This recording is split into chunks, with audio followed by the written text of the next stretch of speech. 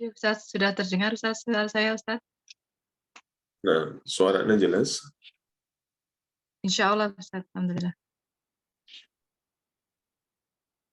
Izin membuka kajian, Ustaz. Nah, tafadhali. Bismillahirrahmanirrahim. Assalamualaikum warahmatullahi wabarakatuh.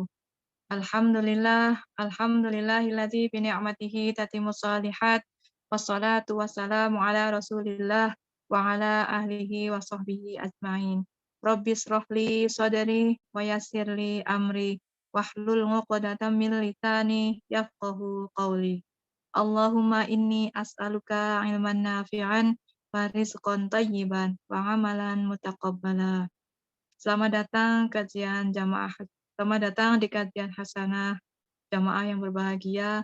Alhamdulillah di Jumat yang di hari yang mulia ini Allah masih memberi waktu untuk kita untuk duduk di majelis ilmu, majelis yang penuh dengan keberkahan.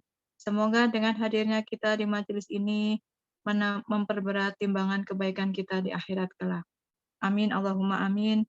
Alhamdulillah, guru kita Ustadz Rashid Abu Rashidah Hafidahullah sudah hadir di Zoom.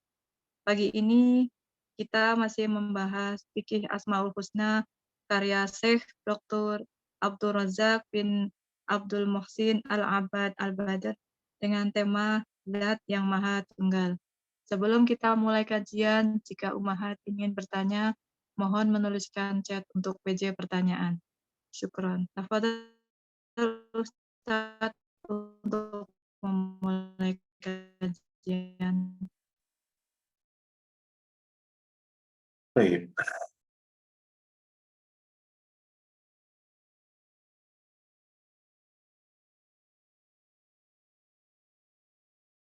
Bismillahirrahmanirrahim.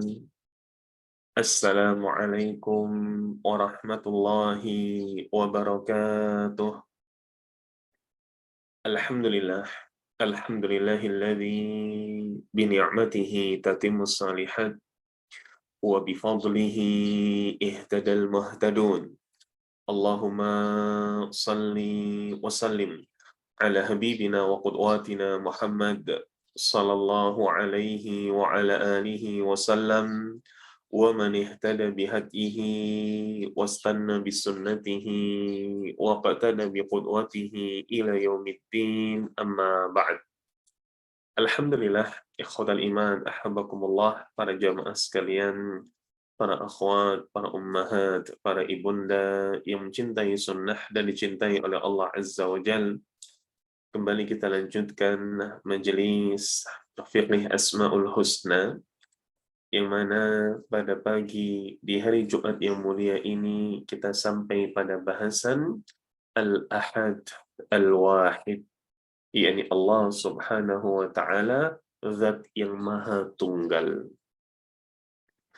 Lafal Al-Ahad disebutkan di dalam Al-Quran hanya satu saja. Berbeda dengan lafal Wahid, banyak disebutkan di dalam Al-Quran. Lafal Al-Ahad disebutkan dalam ayat yang insya Allah kita semua telah menghafalnya, yakni dalam surat Al-Ikhlas. Allah Subhanahu wa Ta'ala mengatakan, Qul huwallahu ahad. Katakan bahwasanya dialah Allah, Zat yang Maha Tunggal.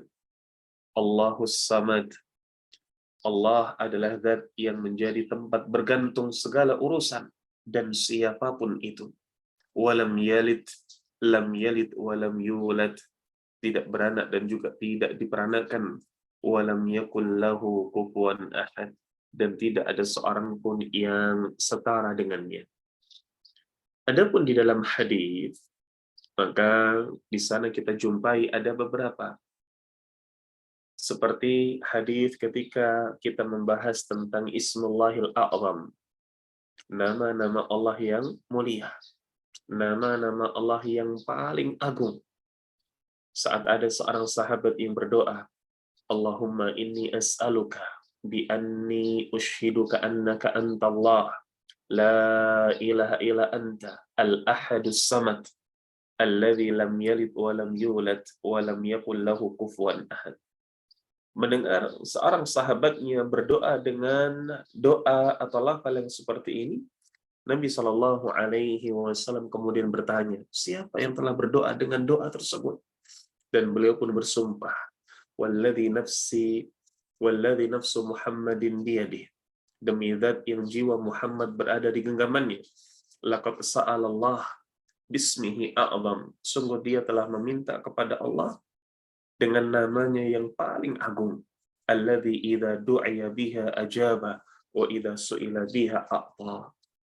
Seseorang yang ketika berdoa dengannya akan dikabulkan, dan ketika meminta dengannya pasti akan diberi. Ini adalah Al-Ahad, Allah zat yang maha tunggal. Baik, Anda izin sejenak.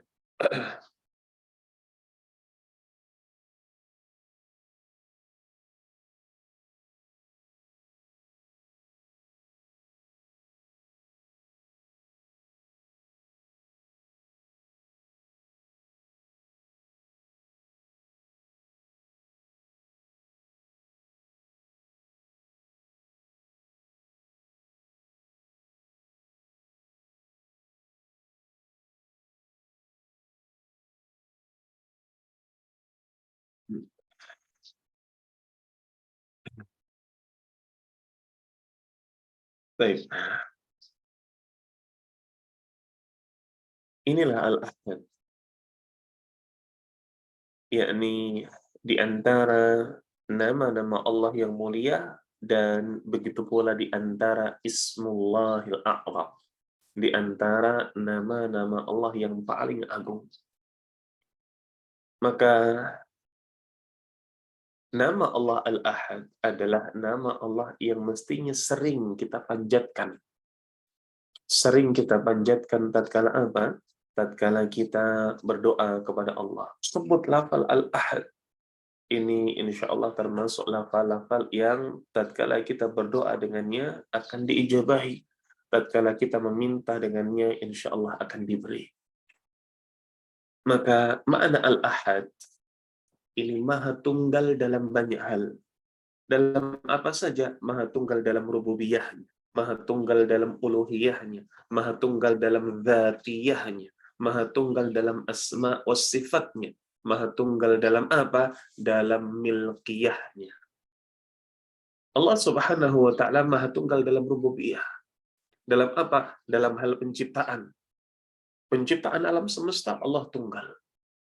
Begitu pula Allah Subhanahu wa taala tunggal dalam uluhiyahnya.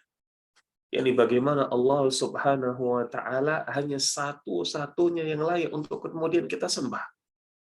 Tidak layak ada seorang pun yang menyertainya, tidak layak ada benda apapun yang kemudian menyertainya. Walam yakul lahu kufuwan ahad. Tidak ada seorang pun yang setara dengannya. Allah Subhanahu wa taala juga tunggal dalam dzatiyahnya. Apa maksudnya dalam dzatiyah? Yani Allah tidak butuh pasangan. Allah tidak butuh anak, tidak punya, tidak butuh. Maka ini termasuk penjabaran dari apa? Penjabaran dari lam yalid wa lam yulad. Secara dzatiyah tunggal. Makanya dikatakan dalam surat Az-Zumar, "Lau aradallah ayyattakhidha waladan lastafa mimma yakhluqu ma yasha. Subhanahu wallahul wahidul qahar." Sekiranya Allah ini yattakhidha walad, mengambil anak, tentu dia akan memilih dari apa-apa yang dikehendakinya di antara ciptaan-ciptaannya. Tapi tidak. Allah Maha Tunggal dalam rububiyah, dalam uluhiyah, dalam dzatiyah. Begitu pula Maha Tunggal dalam asma wa sifatnya.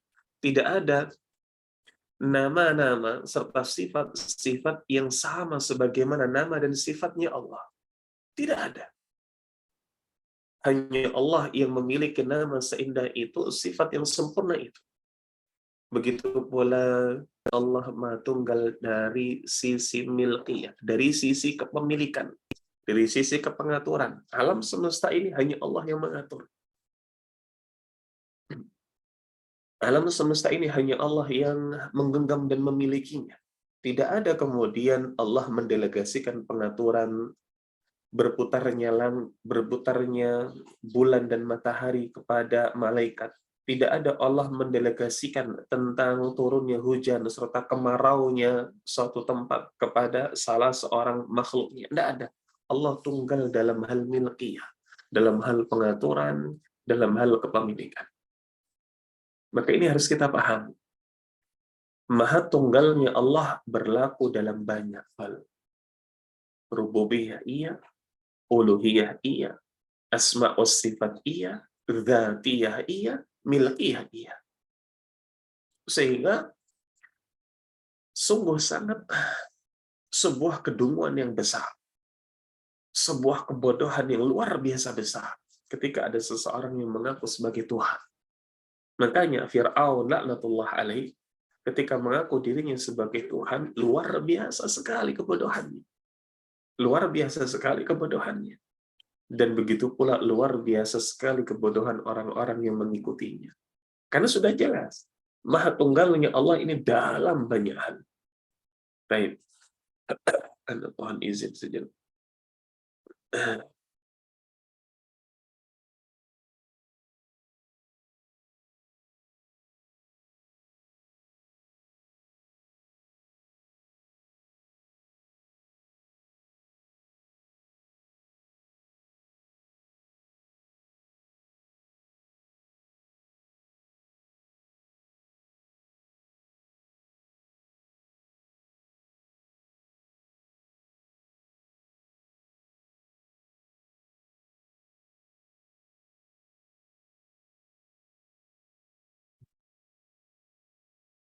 Baik, kita lanjutkan. Ketika makna al-ahad telah kita bahas, di mana di dalam Al-Quran hanya terdapat satu, namun di sana pun juga terdapat hadis yang lebih menjelaskan tentang keutamaan atau tentang kedudukan dari lafal, yakni nama-nama Allah al-ahad tersebut.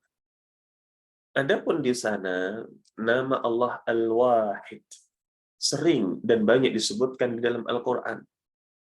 Seperti ketika Allah Subhanahu wa taala mengatakan dalam surat Al-Baqarah, wa ilahukum ilahu wahid. Dan Rabb kamu, Tuhan engkau, sesembahanmu adalah sesembahan Rabb dan Tuhan yang satu. La ilaha illa huwa rahmanur rahim. Tidak ada ilah melainkan Ia. Tidak ada sesembahan melainkan Ia. Tidak ada Tuhan melainkan Ia. Ar-Rahmanur Rahim. Yang maha pemurah lagi maha penyayang.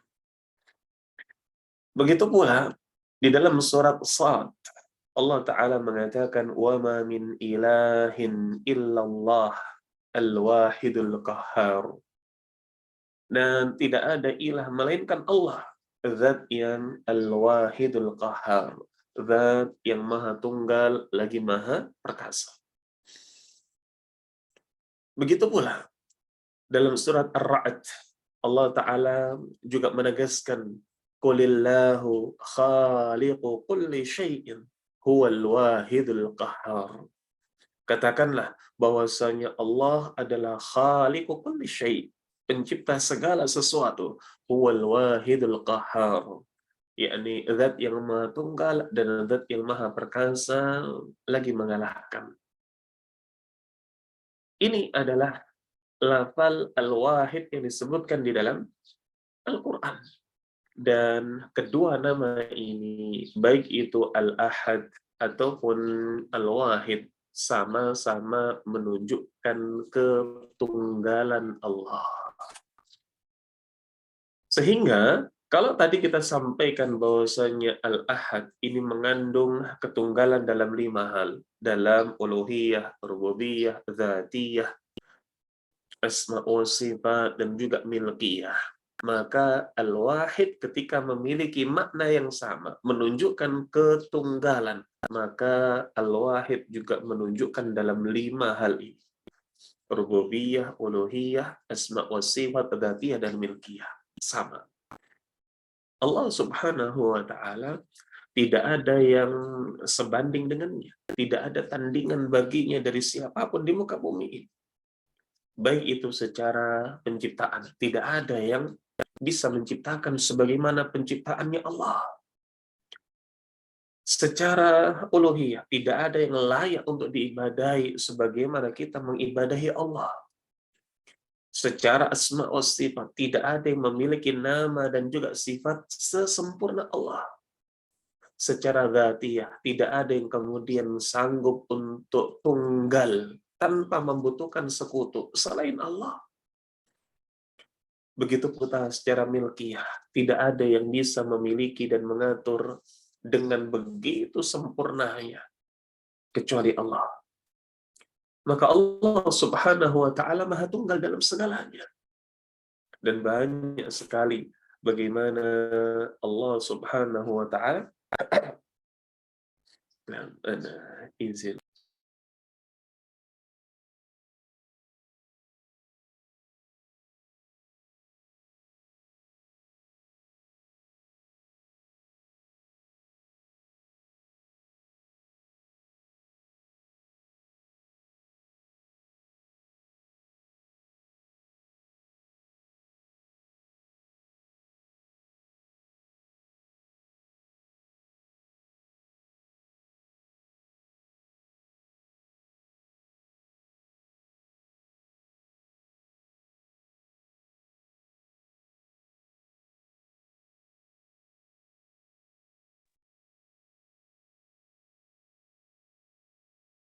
Nah, dan disebutkan oleh muallif rahimahullah, yakni Syekh Abdul Razzaq hafizahullah taala, sungguh banyak sekali. Waqad kana taqarrara wa warada ismullahil al-wahid fil Qur'anil Karim fi maqamatin muta'addidah. Telah banyak Allah ulang, telah banyak Allah sebut nama Allah Al-Wahid di dalam Al-Qur'an. Baik itu Allah Subhanahu wa taala menyebutkan Al-Wahid pada hal-hal yang menekankan akan tauhid, menekankan tentang yakni kesyirikan. Allah Subhanahu wa taala misalnya mengatakan dalam surat As-Saffat, penyebutan Al-Wahid dalam hal tauhid, dalam hal kesyirikan.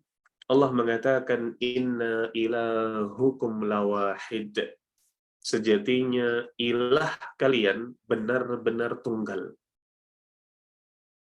Lalu dijelaskan bagaimana kita layak untuk mentauhidkan Allah dengan sebenar-benarnya, yakni menunggalkan zat-Nya. Rabbus samawati wal ardi wa ma bainahuma wa rabbul masyariq. Rabb dari langit, Rabb dari bumi, dan apa-apa yang ada di antara keduanya. Begitu pula Rabb dari tempat terbitnya matahari. Allah Subhanahu wa taala menyebutkan lafal wahid pula ketika menjelaskan tentang bagaimana ajarannya para rasul. Semua ajaran para rasul adalah tauhid. Allah mengatakan dalam surat Al-Anbiya, "Qul innama yuha ilayya annama ilahukum wahid." Allah Subhanahu wa taala mengatakan, katakanlah, innama yuha ilayya, sejatinya yang diwahyukan kepadaku adalah apa? Adalah annama ilahukum ilahu wahid, bahwasanya ilahmu adalah ilah yang tunggal. Fahal antum muslimun, maka hendaklah kalian semua berserah diri kepadanya. Nabi Shallallahu Alaihi Wasallam diperintahkan oleh Allah untuk mengatakan hal ini. Begitu pula para nabi-nabi yang lain. Allah Subhanahu Wa Taala juga menjelaskan bagaimana dalam surat Fussilat, ayat yang serupa, makna yang sama sebagaimana dalam surat Al-Anbiya. Allah menyeru kepada apa? Kepada para nabi, bahwasannya dakwah mereka adalah dakwah yang satu, yakni dakwah tauhid. Allah mengatakan, "Qul innama ana basyarum mithlukum yuha ilayya annama ilahukum ilahu wahid." Katakanlah, bahwasanya aku adalah basyarum mithlukum, manusia seperti engkau. Hanya saja yuha ilayya, diwahyukan kepadaku, annama ilahukum ilahu wahid, bahwasanya ilahmu adalah ilah yang satu. Begitu pula disebutkan di sini bahwa Allah Subhanahu wa taala juga menyebutkan namanya, yakni Al-Wahid, ketika menyeru untuk tunduk kepada perintahnya. Ketika Allah sudah memerintahkan, sungguh tidak ada pilihan lagi bagi kita, dan Allah menyebutkan nama Al-Wahid di sana. Seperti dalam surat Al-Hajj, Allah mengatakan wa ilahukum ilahu wahid falahu aslimu wa basyiril mukhbirin wa basyiril mukhbitin. Dan ilahmu adalah ilah yang satu. Ilahukum ilahu wahid falahu aslimu, maka berserah dirilah kalian kepadanya, yakni kepada Allah. Wa basyiril mukhbitin, dan berilah kabar gembira bagi orang-orang yang mukhbit, orang-orang yang patuh. Baik, afwan sekali, Anda mohon izin.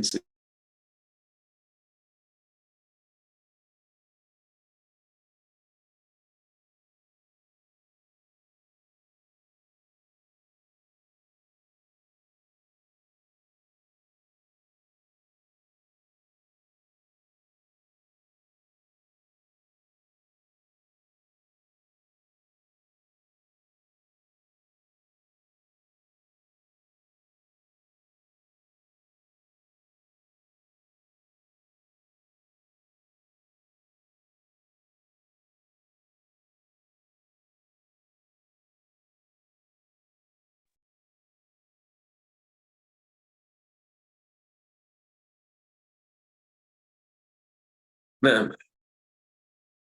begitu pula para jamaah sekalian, banyaknya lafal al-wahid di dalam Al-Quran, termasuk pula Allah Subhanahu wa Ta'ala ketika membahas tentang pensucian diri Allah, tatkala kemudian dituduh memiliki anak, tatkala kemudian yakni orang-orang Yahudi, orang-orang Nasrani mengatakan bahwasanya Isa adalah ibnullah wa malaikatu ibnatullah.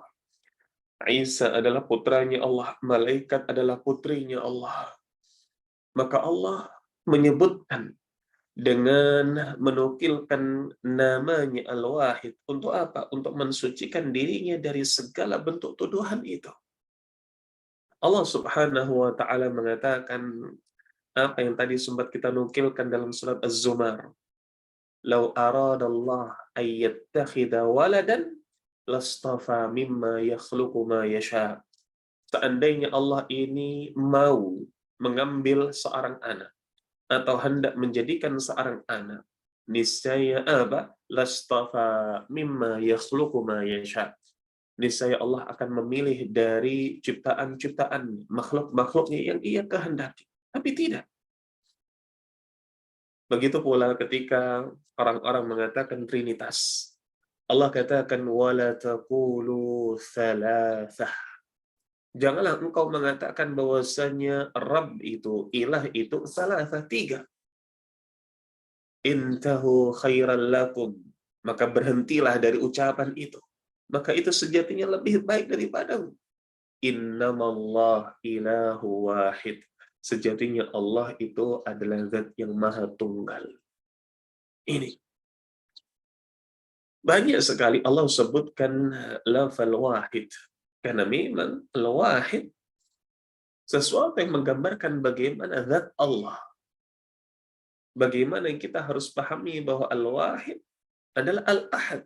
Kalau kemudian kita mengakui bahwasanya Allah itu al-ahad, begitu pula kita mestinya mengakui Allah itu al-wahid. Karena maknanya sama. Maknanya sama. Allah Subhanahu wa Ta'ala ketika menjelaskan tentang bagaimana mohon izin sejenak.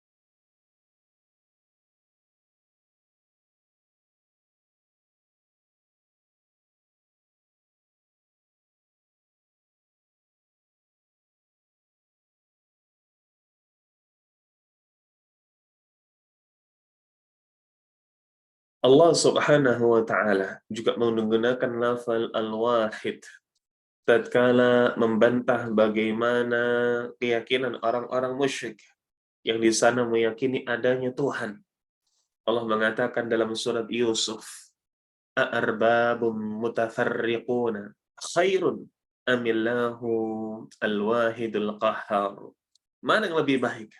A'arbabun mutafarriqun, yakni Tuhan-Tuhan yang banyak, atau amillahul wahid, yakni Allah Subhanahu wa taala ilah yang tunggal. Mana yang lebih baik? Yang mana kemudian kalau itu Tuhannya banyak, kalian sembah tapi tidak ada yang mampu untuk menciptakan, tidak ada yang mampu untuk menghancurkan, tidak ada yang mampu menghidupkan, mematikan, tidak ada yang mampu mengatur, bahkan tidak ada yang mampu untuk menyelamatkan dirinya sendiri. Lebih baik mana dibandingkan dengan amillahul wahidul qahar, yakni zat Allah Subhanahu wa taala yang maha tunggal dan juga qahar, maha perkasa. Tentu saja, yakni keberadaan Allah secara tunggal lebih baik daripada ratusan bahkan ribuan ilah-ilah yang ada. Karena semuanya palsu. Taib, para jamaah sekalian, dua nama ini, Al-Wahid dan juga Al-Qahar, menjelaskan tentang ketunggalan dan kesempurnaan semuanya. Maka wajib bagi kita untuk mentauhidkannya, untuk menunggalkannya, baik itu secara i'tiqad, keyakinan, baik itu secara ucapan ataupun secara perbuatan. Jangan kemudian kita tatkala telah membaca, telah mentadabburi, oh iya, memang hanya Allah Subhanahu wa taala yang apa? Yang maha tunggal. Tunggal dalam rububiyah, dalam uluhiyah, dalam asma wa sifat, dalam dzatiyah maupun dalam milkiyah, tunggal. Maka jangan sampai itu hanya berhenti pada keyakinan tapi tidak berhenti pada ucapan. Ucapannya tetap mengatakan bahwa di sana ada ilah yang lain. Jangan sampai demikian. Atau secara amal perbuatan yang kemudian dibuktikan dengan ia masih berbuat syirik. Mengakui bahwasanya Allah menciptakan semuanya, mengatur semuanya. Tapi ternyata dalam hal perbuatan ia masih bersandar kepada selain Allah. Na'udzubillah wa iyadzubillah. Karenanya para jamaah sekalian, kandungan yang bisa diambil dari dua nama ini, Al-Wahid dan Al-Qahar, bisa diringkas dalam beberapa poin ini. Disusun oleh beliau, Syekh Abdul Razak Hafizahullah Ta'ala, menjadi beberapa poin. Tepatnya ada kurang lebih 8 poin. Baik, Ana mohon izin dulu sejenak.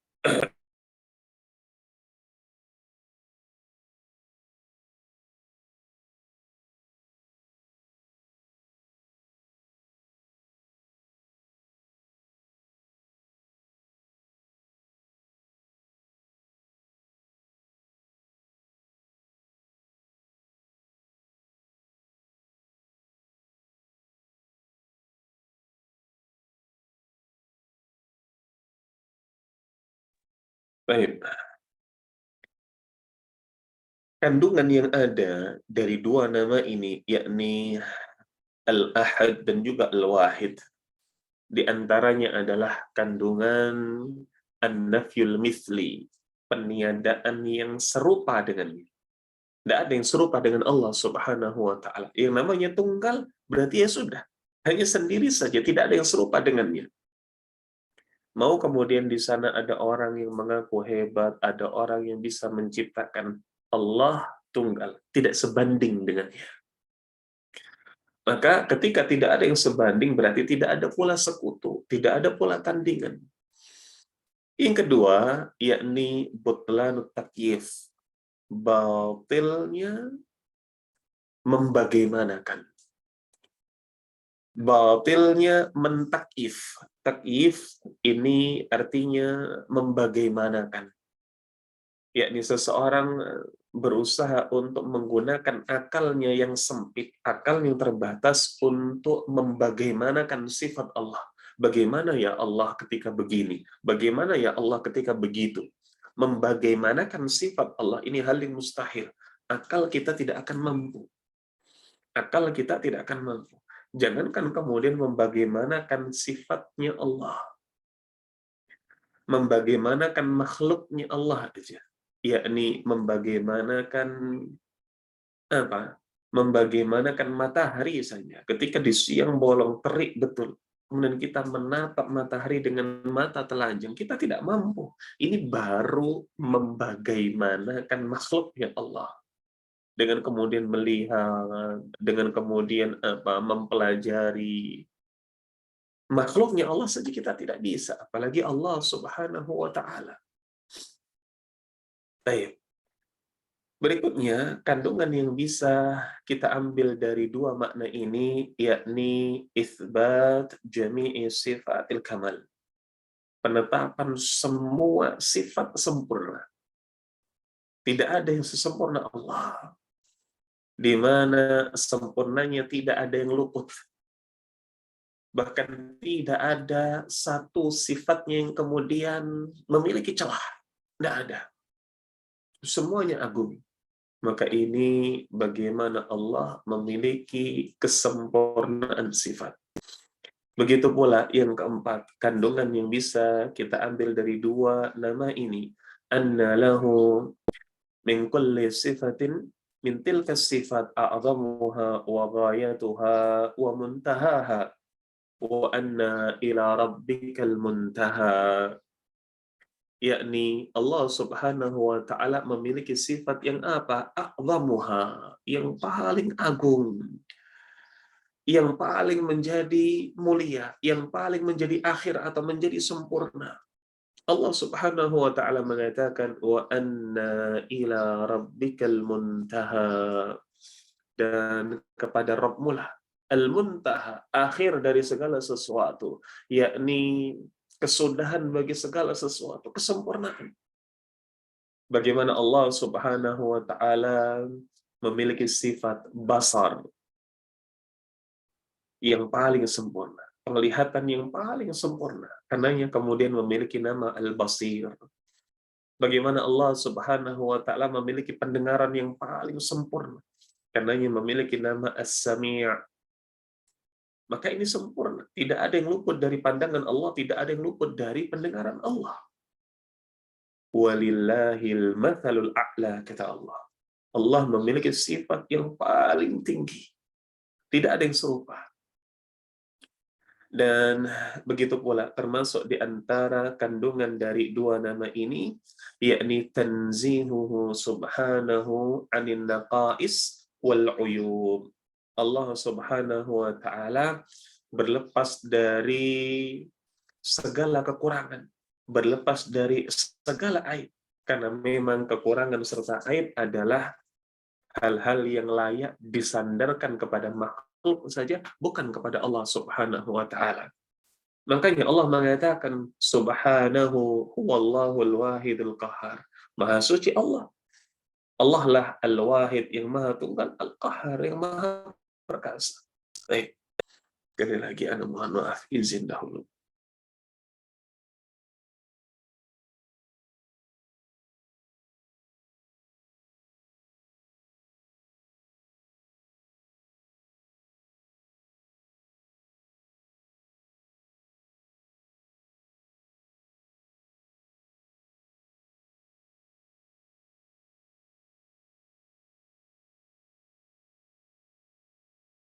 Di antara kandungan dari dua nama ini, berikutnya adalah yakni wujubul iqrar.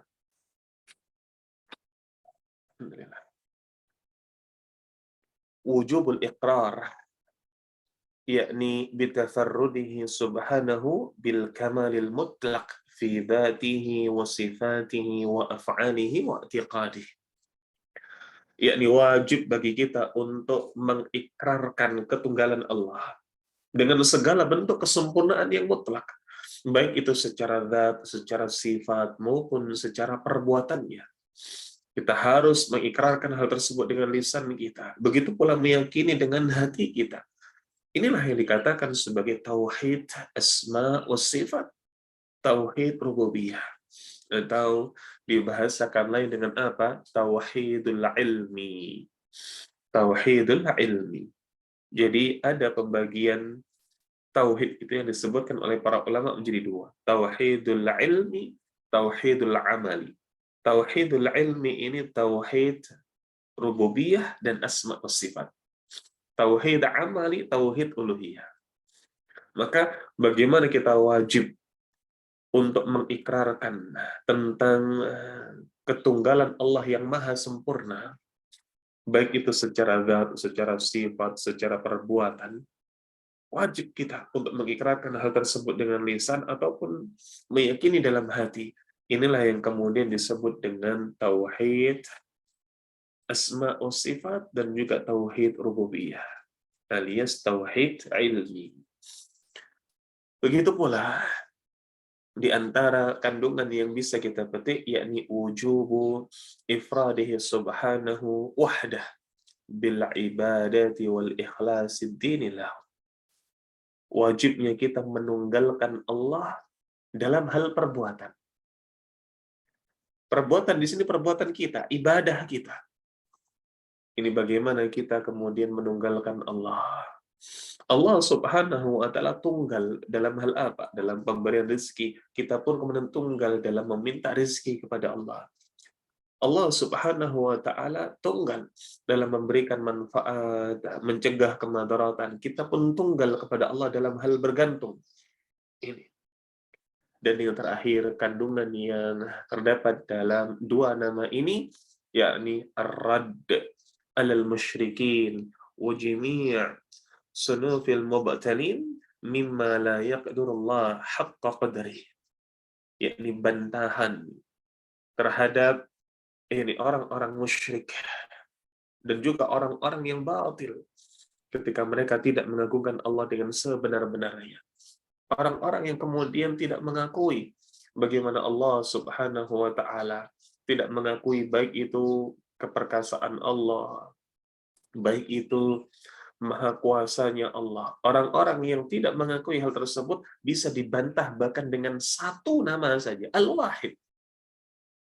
Ketika mereka meragukan bahwasanya Allah ini maha perkasa, Allah ini maha mengatur semuanya. Tidak usah kok kemudian dibantah dengan Asmaul Husna yang lain. Dibantah dengan satu ini saja, Al-Ahad atau Al-Wahid, selesai semua. Karena Allah ini maha tunggal, berarti maha tunggal pula terhadap apa yang mereka ragukan. Tentang rezeki, Allah maha tunggal mengurus itu. Tentang kepemilikan langit, bumi, dan seisinya, Allah maha tunggal tentang itu. Tentang bagaimana Allah memberikan azab, Allah maha tunggal dalam itu semua.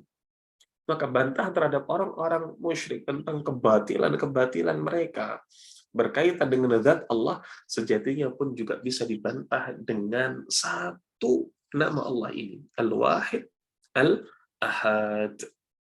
Nah, inilah para jamaah sekalian, apa yang bisa kita sampaikan pada kesempatan di pagi hari ini, yakni tentang nama Allah Al-Ahad, nama Allah Al-Wahid.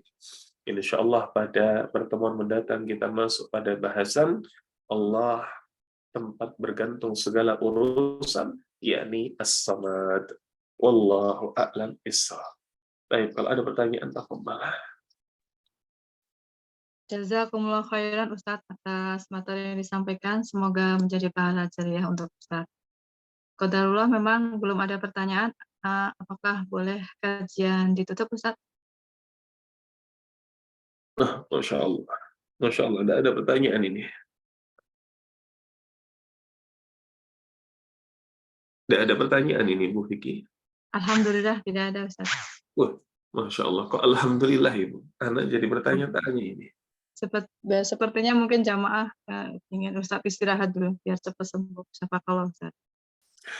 Masya Allah. Afwan kalau pada kajian di pagi hari ini banyak sekali gangguan, banyak sekali iklan. Nah, tapi insya Allah kajian hasanah tidak disponsori oleh tisu kok ya. Nah, ini mungkin yang bisa Anda sampaikan para jamaah sekalian. Sekali lagi Anda mohon maaf atas banyak sekali kekurangan, keterbatasan, dan kelalaian. Semoga yang sedikit ini bermanfaat, melahirkan keberkahan untuk diri kita semuanya. Sehingga ketika ada di antara kita yang sedang sakit, semoga Allah sembuhkan. Ketika ada di antara kita yang sedang memiliki hajat, semoga Allah kabulkan.